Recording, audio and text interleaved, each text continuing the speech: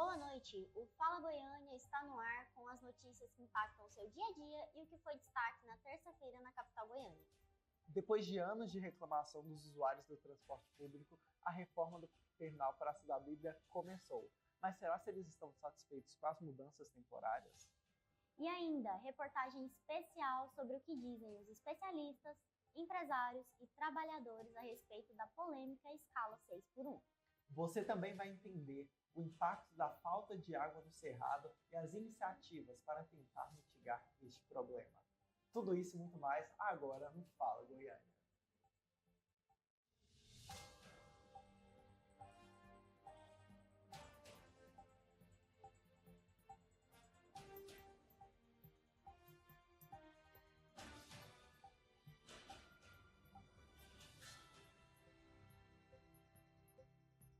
E a gente começa com uma notícia que interessa principalmente quem depende do transporte público, viu, Vitor? O terminal da Praça da Bíblia está sendo reformado. Confira agora. O terminal da Praça da Bíblia está em reforma desde o dia 19 de setembro. A obra faz parte do projeto de implantação do novo BRT, sentido leste-oeste. E a previsão é que as obras durem 1 ano. Enquanto isso, os usuários do terminal têm um local de embarque provisório distribuído em 8 áreas em volta da Praça da Bíblia.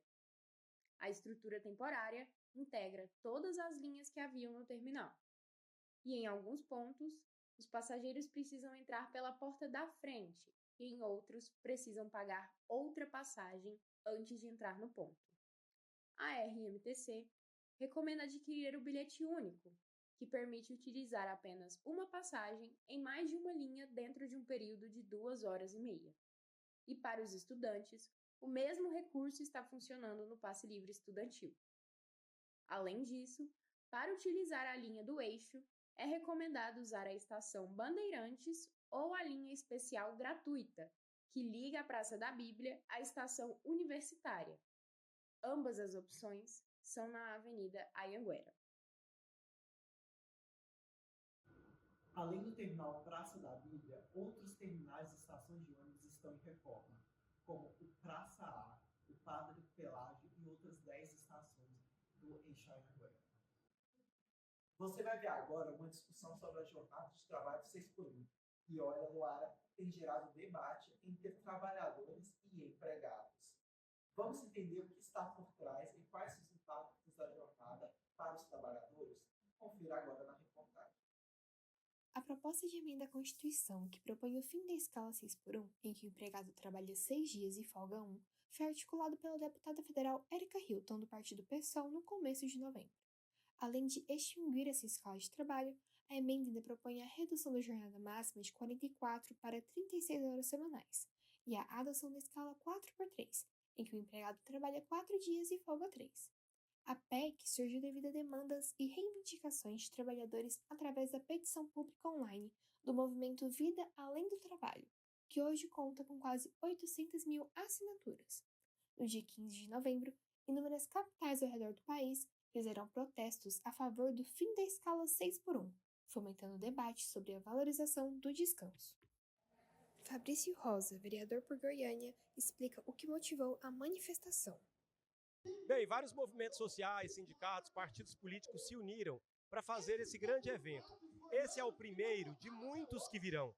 Essa não é uma luta de tiro curto, é uma luta longa. Serão meses para que a gente possa, de fato, garantir um pouco mais de dignidade para os trabalhadores e trabalhadoras do nosso país.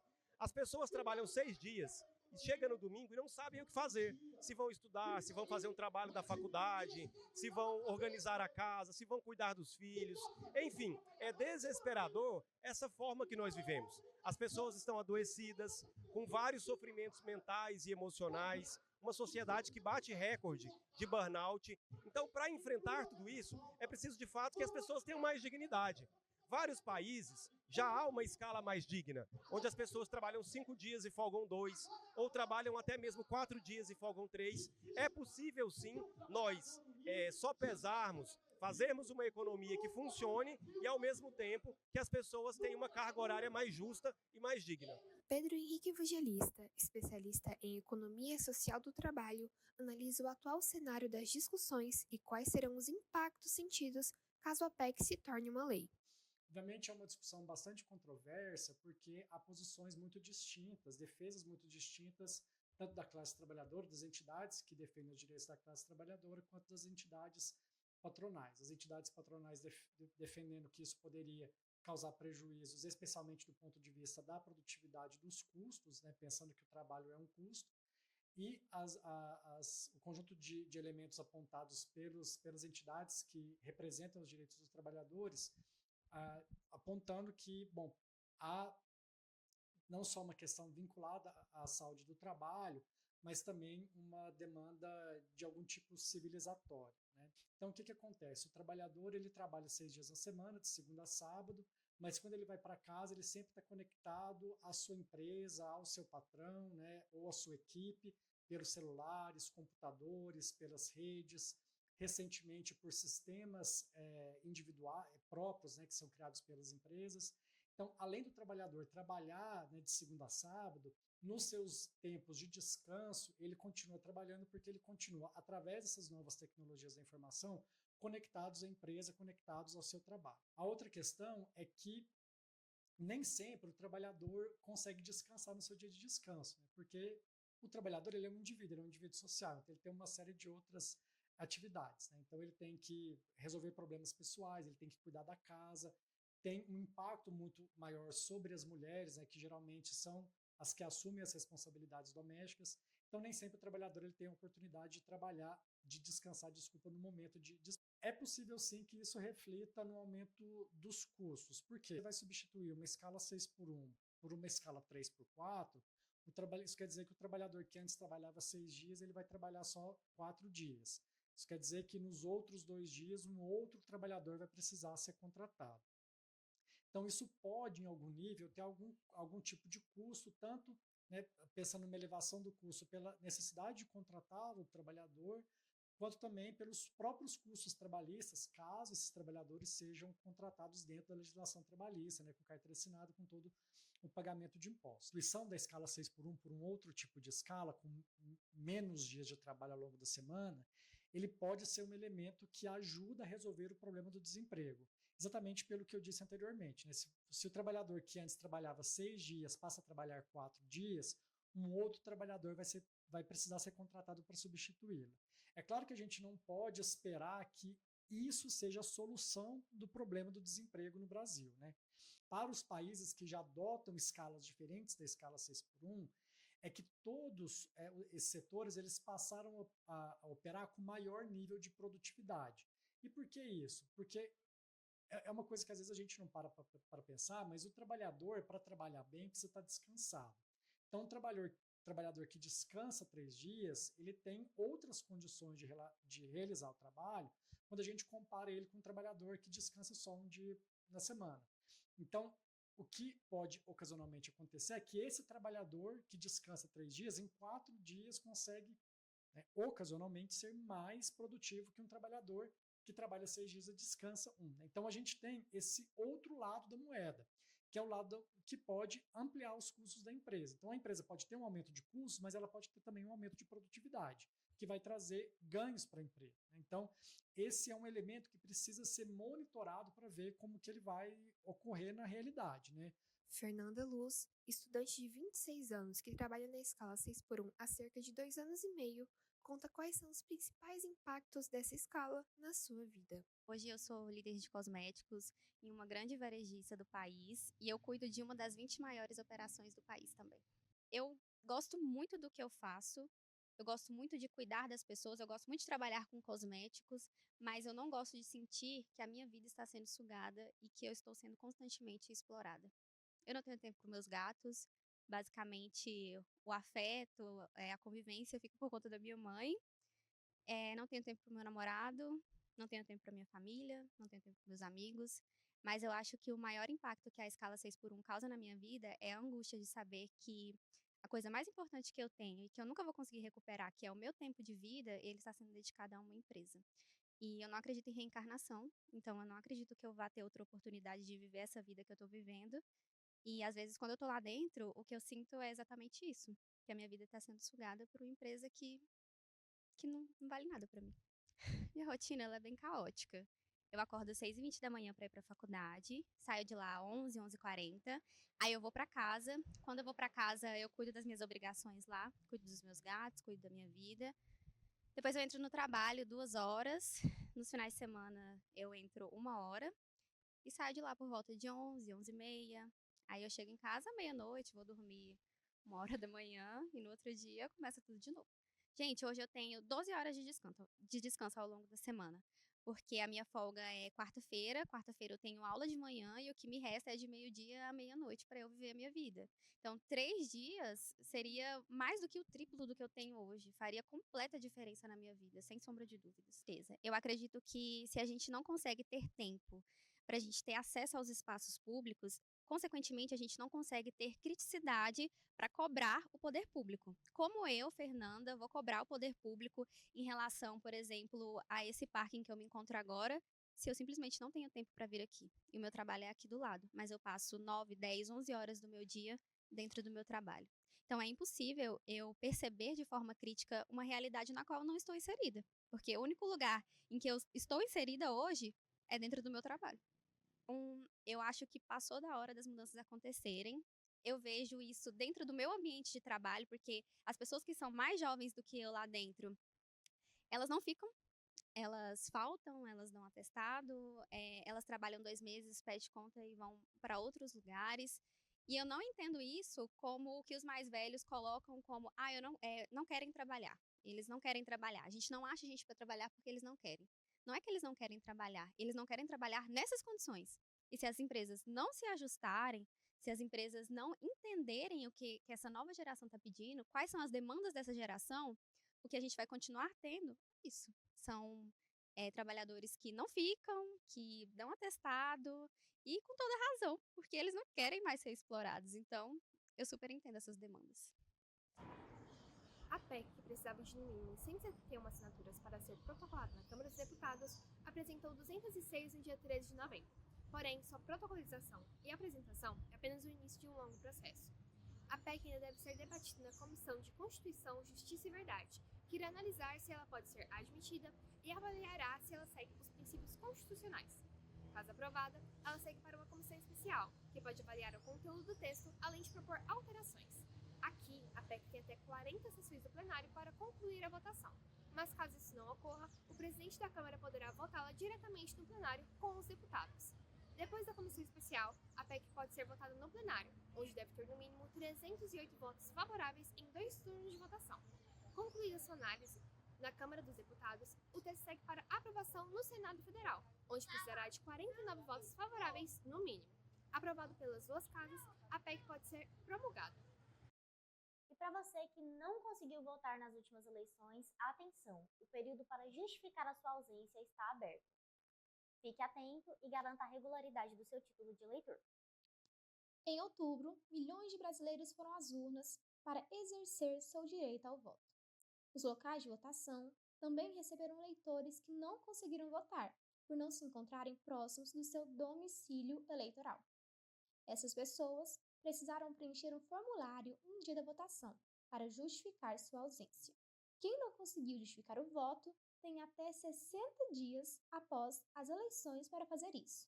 Para o primeiro turno, o prazo se encerra no dia 5 de dezembro e para o segundo vai até 7 de janeiro de 2025. Para justificar, basta acessar o site justifica.tse.jus.br, selecionar a opção Iniciar requerimento, informar seus dados e seguir com o passo a passo. Caso você não tenha votado nas eleições passadas, não se preocupe.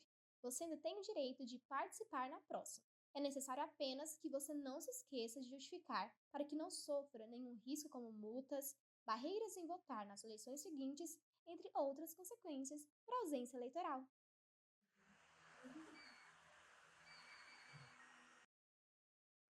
Olha, segundo o Código Eleitoral, ao não ter uma justificativa de voto, você pode receber uma multa de até 10% do salário mínimo da região.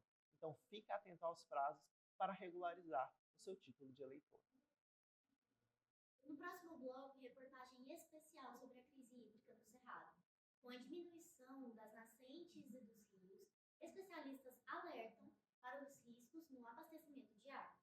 Você confere ainda atualizações sobre a coleta de lixo do setor Jaú e um giro com as principais notícias da capital.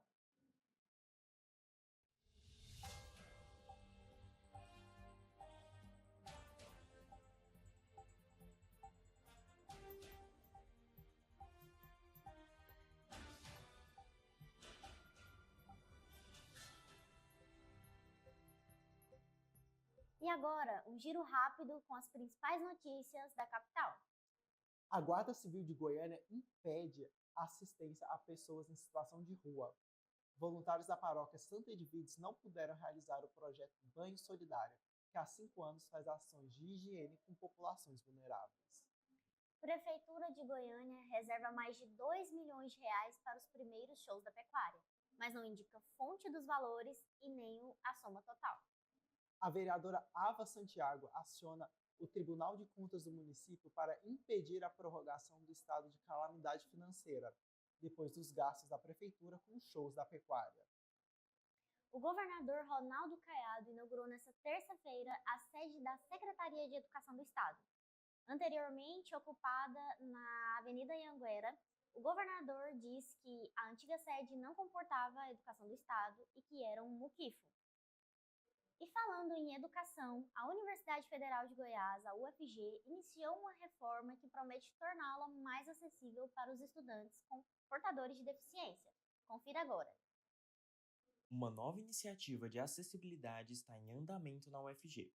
Segundo a Secretaria de Infraestrutura da universidade, essas reformas foram resultado de um diagnóstico interno que identificou áreas para intervenção. Apesar dos desafios impostos pela infraestrutura e o contexto orçamentário, a universidade busca avançar nas adequações necessárias, com finalidade de promover a acessibilidade. As obras em destaque incluem a revitalização do estacionamento e as melhorias na Faculdade de Artes Visuais. Novas calçadas também estão sendo construídas na Alameda Palmeiras e na Alameda Ingá. A reforma também contou com adaptações nas passarelas cobertas do Campo Samambaia e acessos entre os prédios IQ e ICB. A previsão de conclusão das obras da FAV estão para o final de novembro, e a primeira fase das calçadas e acessos já foi finalizada.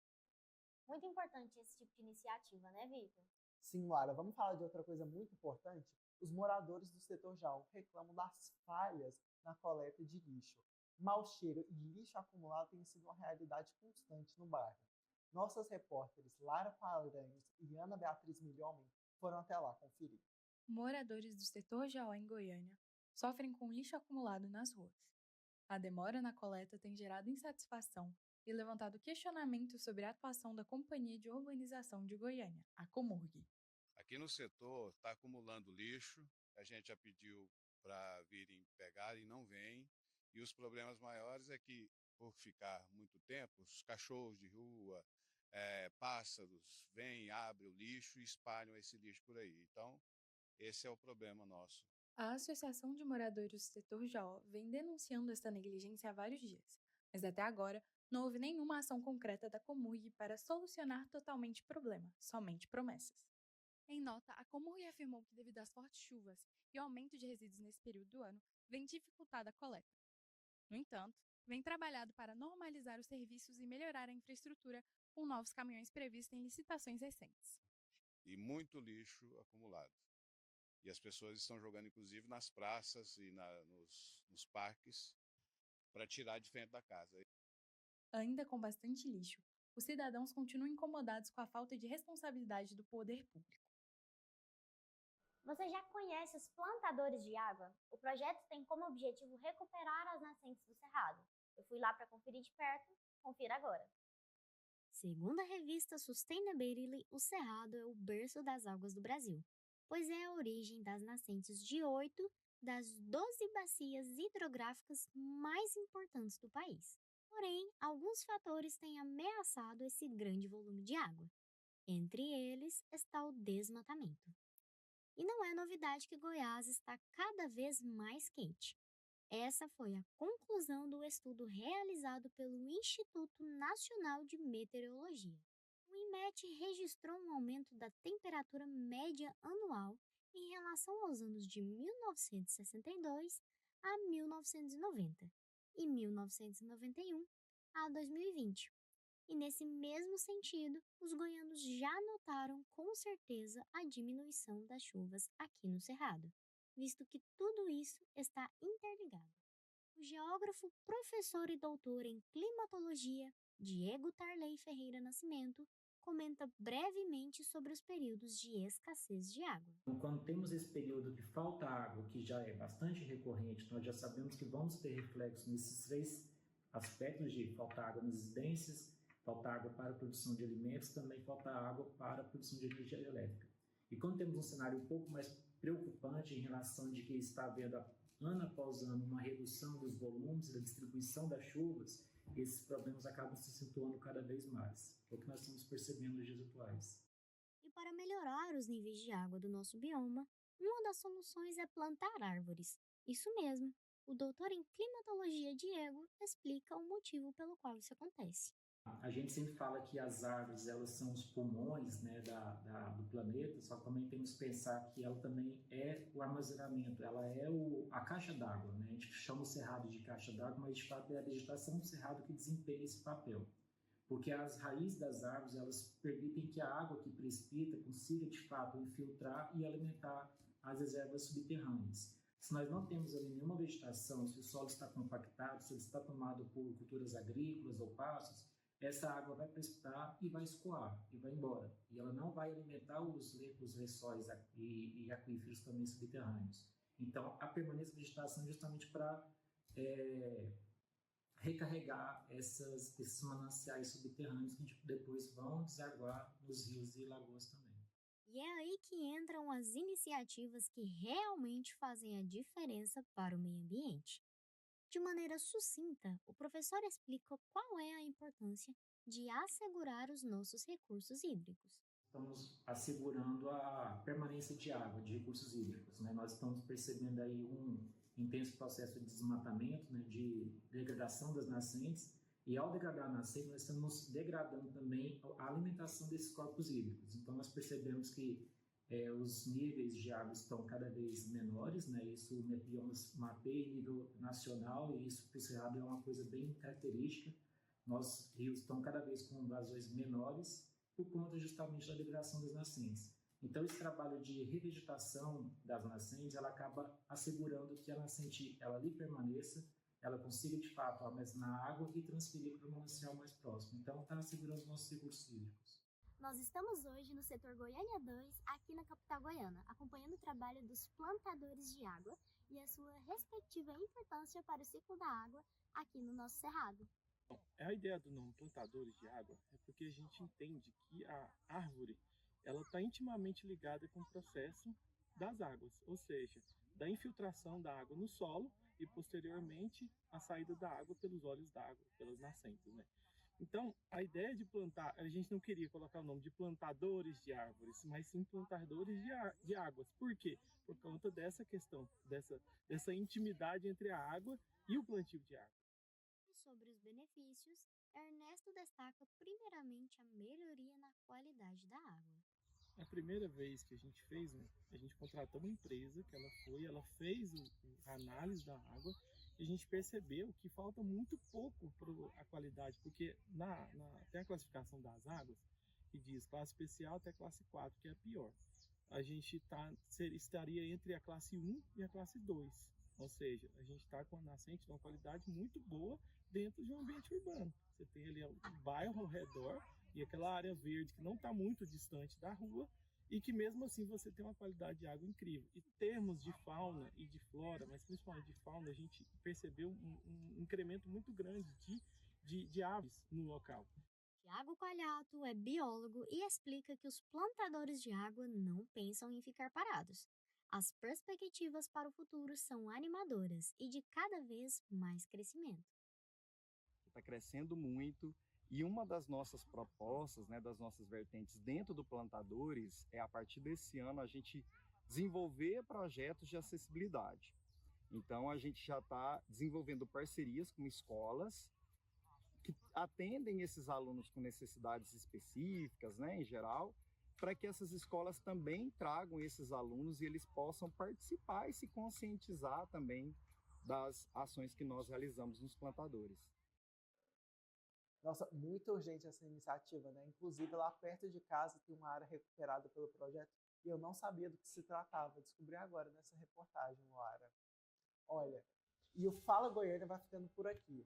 Muito obrigado pela atenção. Boa noite. Você pode rever as nossas notícias no site do Fala Goiânia ou nas nossas redes sociais. Boa noite e até amanhã!